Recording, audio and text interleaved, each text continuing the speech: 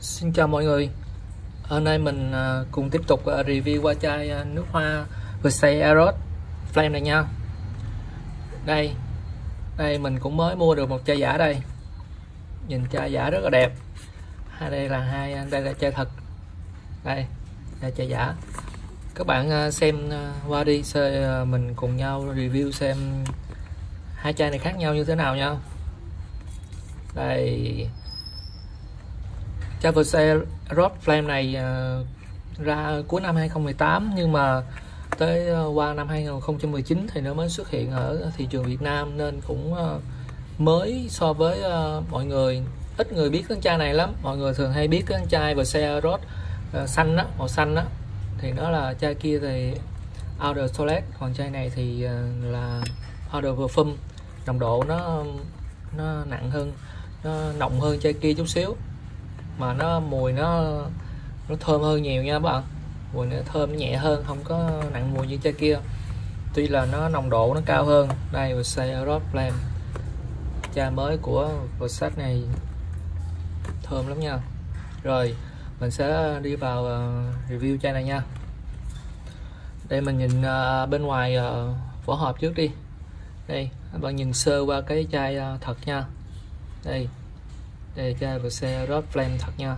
Đó, bạn nhìn sơ qua cái bề mặt trước nha. Đây còn bề mặt của cái chai giả đây, các bạn có thấy không? Cái vân nè, cái vân trên hộp này nè. Đó, cái hình nè, nó không có nổi bằng cái chai kia. Cái chai kia mình thấy là như nó nổi hơn. Đó, cái vân nó nổi hơn, nó hình người rõ hơn. Đây đường nét rất là rõ nha các bạn. Đây nè, cái vân nè, vân nổi lên rất là rõ. Sờ cộm lên nha. Đó, khác biệt cái đầu tiên. Giờ mình nhìn qua cái chữ đi. Cái Versace Eros này, cái chữ này nó sáng lắm nè, chữ nó sáng rõ mà nó nổi lên nha các bạn. Đây, mọi thông tin đều rõ ràng nha. Đây rồi mình nhìn qua cái chai giả. Cái chữ này nó cũng sáng nhưng mà nó không có nổi bằng nha. Nó cũng có nổi đó nhưng mà nó không có nổi bằng, nó không có sáng bằng cái chai thật. Đây, mấy cái đường này. Đây, thấy không? Các bạn nhìn hai chai để kế bên đó thì sẽ thấy rõ hơn. Đây, chà vướng quá. Rồi, đây đó, cái chữ này nó đậm hơn, còn chữ này nó không có đậm bằng. Rồi mình đi qua cái điểm này nha. Đây, bên hông đây giống nhau nha. Hai cái hộp này cũng đẹp, mà nói chung hộp giả nó cũng đẹp, mà nhìn cũng đẹp lắm các bạn. Này, chữ cái chai Versace này, cái chữ này thì nó cũng sẽ đậm hơn cái chữ bên đây. Đó, nó đậm mà nó sắc nét hơn nha. Này chiếu sáng quá nhìn không rõ, nhưng bạn nhìn bên ngoài sẽ thấy nó rõ hơn. Đây Versace nhìn chữ nè, đó, nó rõ ràng hơn, không có bị trầy xước hay gì hết. Đây đó, chữ nó đều. Đây, rồi mình xuống cái chữ bên dưới. Chữ bên dưới nó có đây, nhìn thấy màu vàng không? Đó, màu vàng đây nó phản chiếu nhiều hơn nữa không? Còn đây chữ nó không có phản chiếu nhiều đâu. Đó, màu sắc nó không có phản chiếu bằng. Đây, đó. Rồi xuống xem cái đít hộp. Đây, thông tin đều như nhau hết không? Chỉ có chữ màu vàng mình nói nó không có nổi bằng thôi, còn thông tin hai chai như nhau hết. Đó. Đây, ok. Đây, và mình nhắc các bạn thêm lần nữa nha. Mấy lần trước review mình cũng hay nhắc á, những người bán nước hoa giả hay kêu mấy bạn check, hay là họ lấy cái máy check những cái mã vạch trên đây nè, cái mã vạch nè, những cái barcode nè, thì giả thật gì check nó cũng ra nha. Những cái phần mềm đó chỉ cần bạn update cái mã vạch đó, nếu mà chai nào chưa có thông tin thì bạn update đều được hết nha.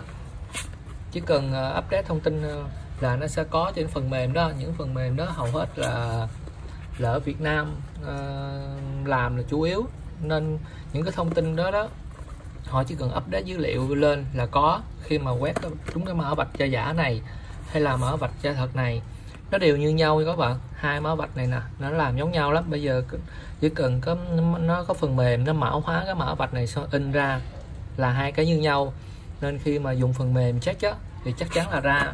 Nên các bạn đừng có nhìn cái mã vạch check mã vạch xong rồi nói là hàng thật nha. Nên trước tiên các bạn phải nhìn đó, cho các bạn phân biệt những cái điểm này, điểm mà mình nói trước nè. Cái thứ hai nữa là họ hay nói là nước hoa xinh thì chỉ có nước hoa thật giả đó các bạn. Làm gì nước hoa xinh, hàng xinh mà nó có hàng giống như hàng thật như vậy được. Không có. Ở cái hãng Versace này không bao giờ nó cho một bên thứ ba nào mà lấy thương hiệu của nó và sản xuất ra một chai nước hoa kém chất lượng xong rồi nói là sản xuất từ Sing hay sản xuất từ Thái hay là sản xuất từ Mã Lai hết. Khi mà người bán hàng người ta nói sản xuất từ Sing mà nói là ở trên web nó bán lại báo giá chai chính hãng, nếu đó là chai giả, chai dởm, chai hàng fake gì đó mình không biết, thì nó phải bán theo cái giá của hàng fake, hàng giả nha. Chứ đừng có nói bán những chai nào bán hàng giả mà cứ báo giá ở trên website đang bán với giá 2 triệu 3, 2 triệu 4 nè, rồi nước hoa xinh rồi mình giảm giá gì 100-200 gì đó thì không đúng nha. Đã là hàng giả thì giá cực rẻ, nên không thể nào mà hàng giả mà đi báo giá hàng chính hãng được. Rồi mình sẽ review bên trong nhé các bạn. Đây là hộp bên trong. Còn cái để mình xem cái hộp bên trong của cái chai giả này nó như thế nào nha. Đây, màu đen. Thì thường miếng lót này cũng đẹp á. Thì thường miếng lót của chai nước hoa hầu như là nó màu đen là chủ yếu, nhưng mà vô tình sau cái chai Versace Rose Blend này nó là màu đỏ, nên miếng lót này nó không để ý đến những hàng giả, nó không để ý đến cái việc này. Thường là đúng là những chai nước hoa nó chỉ có miếng lót là màu đen hoặc là màu trắng thôi. Nó có hai loại đó thôi, nhưng mà cái chai này vô tình nó là màu đỏ nên mình thấy sự khác biệt liền, thấy không? Miếng lót này đây mình xem miếng lót đi ha.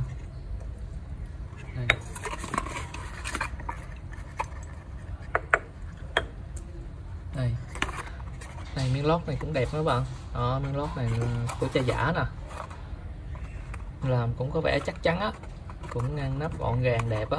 Đó, nhưng mà chữ tiếc là nó không có đúng với cái format đúng với cái màu sắc của cái bên chai thật thôi. Đấy, thấy chưa? Chai thật nè, miếng lót đẹp lắm, đẹp cực kỳ, chất liệu giấy vô cùng tốt nha. Màu đỏ nha các bạn, nó đúng với style của chai này. Tại style này nó đỏ từ trong ra ngoài luôn. Rồi ok.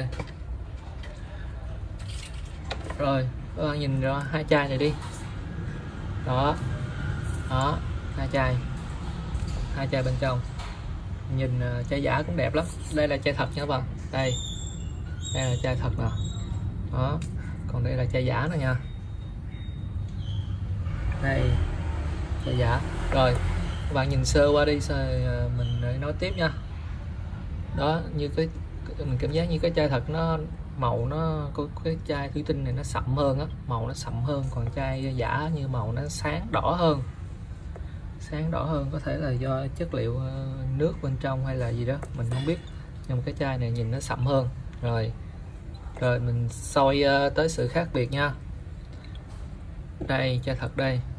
Giờ mình xem tới cái độ sắc nét của cái chữ thương hiệu trước nha.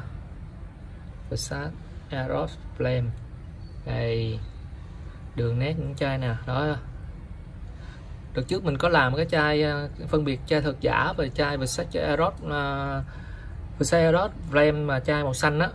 Versace Rose mà chai màu xanh á chứ phải Blend, xin lỗi các bạn. Chai màu xanh á, Versace Rose.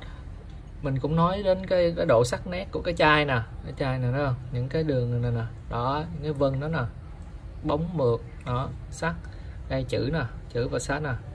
Đó, chữ ánh lên chưa? Ánh rất là nhiều. Đây mình xem chai giả như thế nào nha. Nè, những cái vân này nó cũng có nè, cái vân này nó cũng giống, cũng đẹp đó. Cảm giác cái vân này có chữ set này nó cũng đẹp luôn qua. Đây logo thương hiệu này cũng đẹp luôn, nhìn rất là thật đó, nhìn rất là thật nha. Hai chai mình nhìn rất là thật. Nếu mà các bạn đừng có nhìn đến cái màu á thì nhìn hai chai cực giống nha. Từ cái chữ thương hiệu nè, nó chữ thương hiệu bóng sáng, chai giả nó cũng sáng luôn nè. Đó, từ cái chai, cái độ mượt của chai, thì nó chắc chắn cái chai giả có độ mượt nó không bằng rồi, nhưng mà mình cũng cảm thấy nó giống á. Rồi đây là đằng trước nó giống. Đây mình xem tới bên hông nha. Đây ok, đây đằng sau đây chiếc này nó cũng giống luôn các bạn nè, giống lắm luôn á. Nghĩa khác nhau về cái màu sắc tí xíu thôi, các bạn không để ý màu sắc thì sẽ không phân biệt được đâu. Chai giả đẹp lắm. Đây tới sau đít này, đây chữ là rất là rõ nét nha. Đây dán rất là ngay ngắn nha, những chai thật người ta làm rất là kỹ. Đây chữ đây đó, rất là rõ ràng và tem dán rất là ngay ngắn nha. Còn chai giả nè, nó cảm giác như cái miếng tem nó dán không có đẹp, được đẹp, hơi bị xéo xéo tí xíu, chữ không được đẹp nữa đó. Đây đó, nhìn rồi là thấy liền. Rồi ok, đây khác nhau điểm tí xíu rồi đây. Và mình sờ tới cái chai này mình thấy chai này nó bị lõm vô tí xíu nè. Thì mình không biết sao nó thiết kế cái chai này hơi bị lỗi tí xíu, có thể là chai giả này tùy theo chai thôi. Đây chai giả này mình cảm giác cái nó bị lõm vô tí xíu đó. Đó cũng là một cái điểm mà mình để nhận dạng giữa chai thật chai giả. Thường là chai giả sẽ có những cái điểm gì đó nó không được tốt lắm. Rồi mình bây giờ mình mới review về bên ngoài thôi, bây giờ mình tiếp tục tới review về những cái điểm khác. Thường là tới cái nắp chai đó, mình làm những cái bài review mình hay đi theo từng bước để các bạn kiểm tra cho nó dễ. Đây cái nắp chai mình đầu tiên mình phải mở ra coi nó đóng mở nó nhẹ nhàng không, mở ra nó có nhẹ nhàng không đó, nó có bị lỏng hay bị chặt quá không đó. Đây là chai thật, mở ra nha. Đây là chai giả. Đây chai này cũng mở ra nhẹ lắm ạ. Đây chai này cũng mở ra nhẹ nhàng, ok, hợp lý. Rồi mình soi tới cái nắp nha. Đây cái nắp này, cái nắp chai thật á nó nặng hơn nha, còn cái nắp chai giả nó nhẹ lắm, nó nhẹ hơn. Đây chất liệu này nó bằng nhựa, còn bên đây là nó bằng sắt nha các bạn, bằng sắt hay nóc giữa mình không biết, mà cảm giác như là nó nặng lắm. Còn chai này là nhựa, bỏ vô là biết nhựa liền, nó nhẹ lắm, nó nhẹ. Còn cái nắp chai này nặng nha.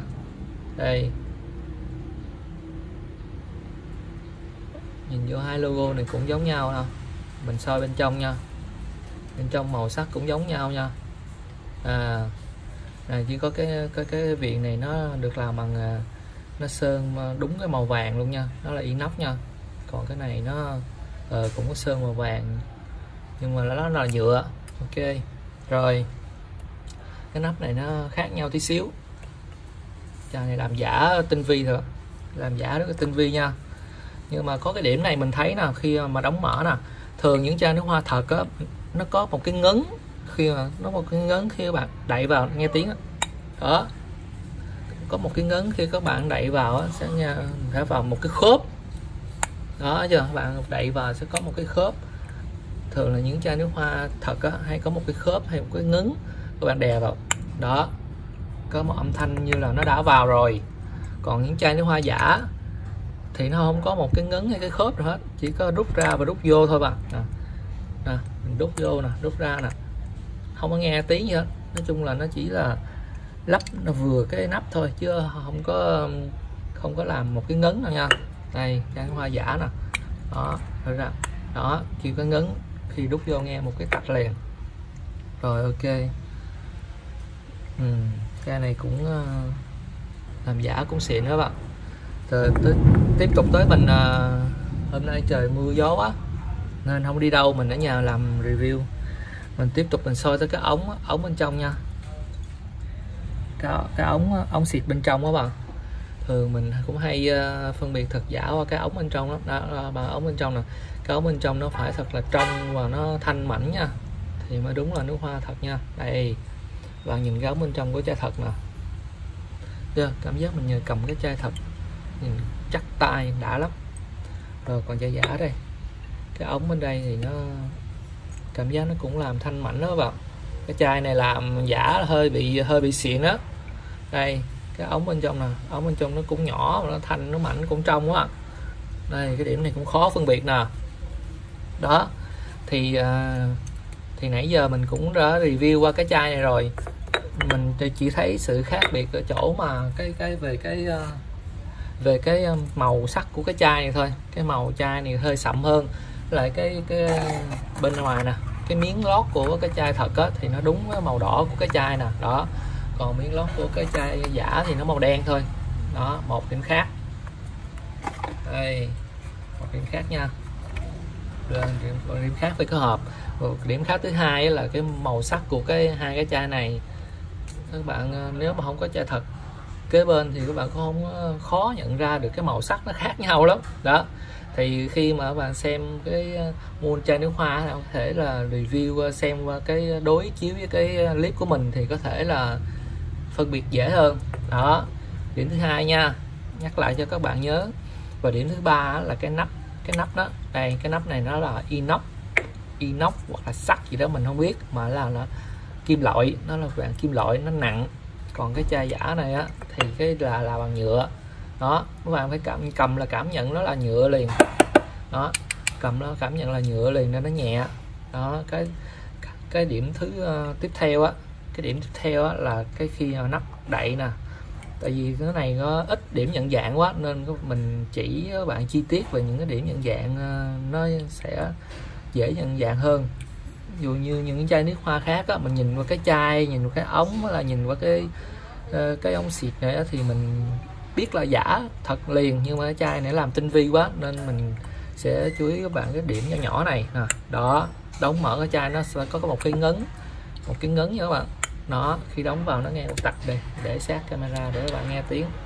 Đó, còn cái chai giả thì nó đóng vào không nghe nhấn ngấn nè. Đó, đó, đó, những chai giả chứ có chai thật giả thôi. Rồi, đó thì mình vừa review về cái chai Rosé Eros Flame này. Thì các bạn thấy clip review của mình thấy hữu ích thì hãy like và chia sẻ cho bạn bè cùng tham khảo nha. Rồi, bài review của mình kết thúc tại đây. Bạn nhớ subscribe kênh của mình để theo dõi những cái clip nước hoa tiếp của mình nha. Rồi, chào các bạn.